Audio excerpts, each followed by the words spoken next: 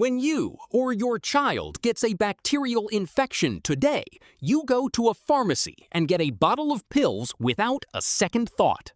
Life-saving antibiotics are so common, we view them as a basic right. But before the 1940s, this didn't exist. For almost all of human history, a tiny scratch, a common strep throat, or pneumonia was essentially a potential death sentence. Modern medicine, as we know it, began not with a brilliant insight, but with a happy accident inside a chaotic laboratory. This is our inventor, Dr. Alexander Fleming. By all accounts, Fleming was a brilliant microbiologist, but he was also notoriously messy. This is his actual laboratory at St. Mary's Hospital in London in September 1928. Workbenches are piled high with equipment. Petri dishes are unwashed, and samples are left exposed to the air. Fleming is busy researching a dangerous, flesh-eating bacterium called Staphylococcus, the cause of staph infections, which at the time was almost always fatal. He wants a cure, but tonight he's just ready for a vacation. On September 3rd, 1928, Fleming leaves his messy lab for a 2-week family vacation. He is in such a rush that he completely forgets to follow a simple, mandatory rule. He doesn't clean or autoclave his dirty Petri dishes.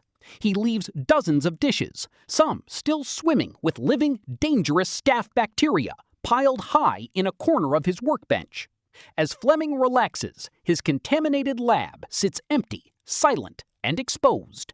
Fleming returns weeks later. While sorting through his piles of unwashed dishes, he notices something unusual.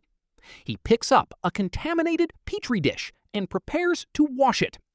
But he stops, freezing in utter disbelief. His vacation had done nothing to the bacteria, but something else had. He is staring at a single dish with a look of pure scientific shock. This is what he saw. A tiny speck of mold, later identified as Penicillium notatum, had flown in through the open window and landed on his dish. In the center of the bacterial lawn, the fuzzy gray-green mold was thriving. But surrounding the mold was something unprecedented. A perfectly clear ring, like a protective halo. Beyond that ring, the yellow staph bacteria was dead, destroyed by some chemical secreted by the mold itself. Fleming immediately recognized the significance. If this mold could kill staph in a dish, it could potentially save lives in humans.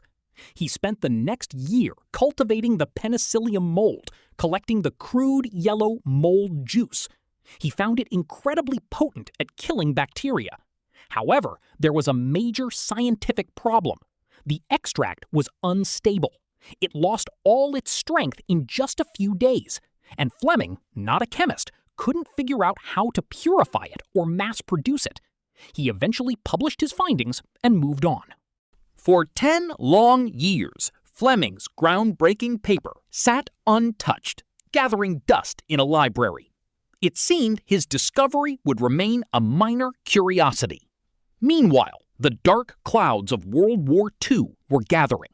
Millions of people, including soldiers, were about to march into battles where infection was a far bigger killer than any bullet.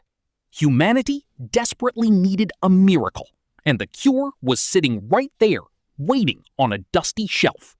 In 1938, a brilliant new team at Oxford University, Howard Florey and Ernst Chain, came across Fleming's forgotten paper.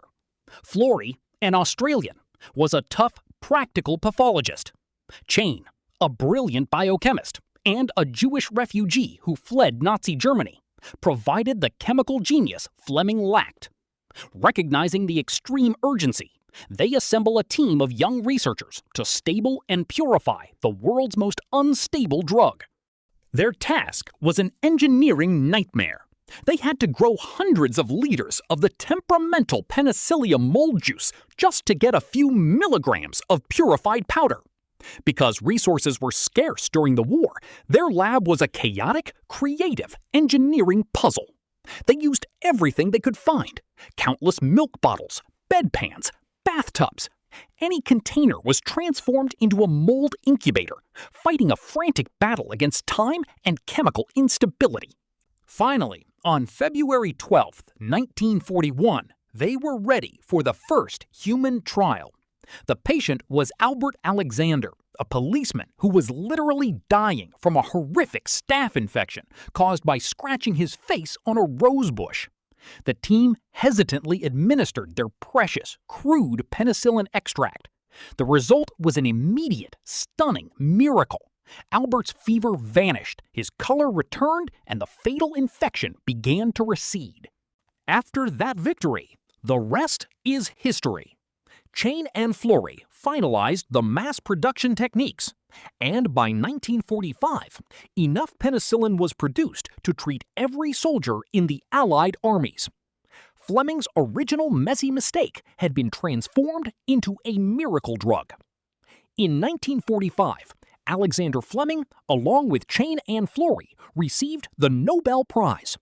When accepting, he was given a hero's ovation, recognized not just for his discovery, but for having the patience and curiosity to stop and ask, why? Today, antibiotic resistance is a major challenge, but we must never forget the origin of modern medicine itself.